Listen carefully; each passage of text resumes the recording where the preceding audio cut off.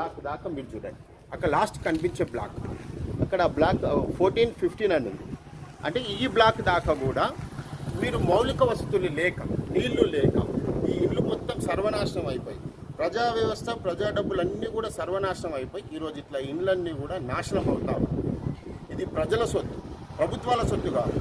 ఈ సీఎం రేవంత్ రెడ్డి కూడా తన ఆస్తుల మీద కట్టింది కాదు, అట్లాగని చెప్పి కేసీఆర్ కూడా తన ఆస్తుల మీద కట్టింది కాదు. ఇది తెలంగాణ రాష్ట్రంలో ఐటీ ప్రొఫెషనల్స్ కానీ, వ్యాపారస్తులు కానీ, చిన్న వ్యాపారస్తులు కానీ, ఇంట్లో నివాసంలో ఉండే ప్రజలు, సమస్త ప్రజలు కానీ కొనుక్కునే కొనుక్కునే చిన్న ఈ వాళ్ళ ఇంట్లోకి తీసుకొచ్చే చిన్న ఐటమ్స్ ద్వారా కట్టిన ట్యాక్స్ ద్వారా ప్రభుత్వాలు నడుస్తూ ఉంటాయి. మీకు మరీ దరిద్రంగా చెప్తాను, మరీ దరిద్రంగా తాగుబోతుల వల్ల కూడా ఈరోజు రాష్ట్రం నడుస్తూ ఉంది. ఈరోజు వైన్ షాపుల వల్ల కూడా విపరీతంగా మీరు పెంచిన వైన్ షాపుల వల్ల కూడా దానికి తెలంగాణ రాష్ట్రంలో తాగే ప్రజల నుంచి వచ్చే ట్యాక్స్ ద్వారా ప్రభుత్వాలు నడుస్తాయి. ప్రజాధనం నష్టమైపోతూ ఉంటే మీకేం కాదు, మీకు ఆస్తులు పెరుగుతాయి. ప్రతి 5 సంవత్సరాలకి 100% మీకు ఆస్తులు పెరుగుతూ ఉంటాయి. మీ అఫిడవిట్లు చూస్తే తెలుసు. ఇంకా దరిద్రం ఏంటంటే మేమిచ్చిన డబ్బులతో మీరు కార్లలో షికార్లు చేస్తూ ఉంటారు, మీ భార్యలు కూడా షికారు చేస్తూ ఉంటారు, మీ పిల్లలకి, మీ మన్మన్లకు కూడా ఆస్తులు సంపాదించి పెడతారు. ఇది డబ్బు మాది, మా సొత్తుని నాశనం చేయకండి. 5 ఏళ్ళ మీరు పరిపాలన చేశారు, 5 ఏళ్ళకి ఇట్లాంటి మొత్తాన్ని నాశనం చేసుకుంటా పోతే మా ఉసురు మీకు తగలదా? పేద ప్రజల ఉసురు జరుగుతుంది కదా.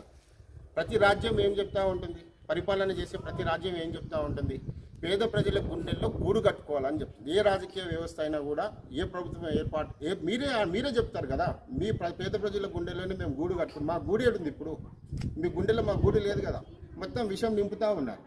కడితే ఏం పోయేది ఉంది, మీ సొత్తేం కాదు కదా ఇది. ఇప్పుడు కేసీఆర్కి పేరు వస్తుంది అనుకొని మీరు దీన్ని ఇట్లాగా నాశనం చేసుకుంటా పోతే కేసీఆర్కి సంబంధించిన ఏది కూడా మీరు కట్టలేదా, దాన్ని ముందుకు తీసుకెళ్లేదా? ఈరోజు ఇప్పుడు ఆయన ఇచ్చిన రైతు బంధుని మీరు తీసుకొని వెళ్ళారు కదా, అక్కడ లేని అహంకారం ఇక్కడ ఎందుకు? రైతు బంధుని కూడా మీరు మీరు కొంచెం పెంచి చెప్పారు కదా. ఇప్పుడు రాజశేఖర రెడ్డి ప్రవేశపెట్టిన ఈ వృద్ధాప్య పింఛన్ని కేసీఆర్ ఫార్వర్డ్ చేశారు. కేసీఆర్ నుంచి మళ్ళీ మీరు ఫార్వర్డ్ చేస్తున్నారు కదా. ఈరోజు మీరు ఫార్వర్డ్ చేస్తున్న ఈ వ్యవస్థలో ఈ డబుల్ బెడ్రూమ్ ఎందుకు ఇవ్వలేకపోతున్నారు? ఇది ₹2 ఆస్తి కాదు, ₹1 నిర్మాణం జరిగింది కాదు, 1000తో నిర్మాణం జరిగింది. లక్షల కోట్లు పోసారు ఇక్కడ తెలంగాణ రాష్ట్రంలో, మొత్తం కూడా లక్షల రూపాయల కోట్లు పోసారు ఇక్కడ దీని మీద. కాబట్టి ఆలోచన చేయాలి.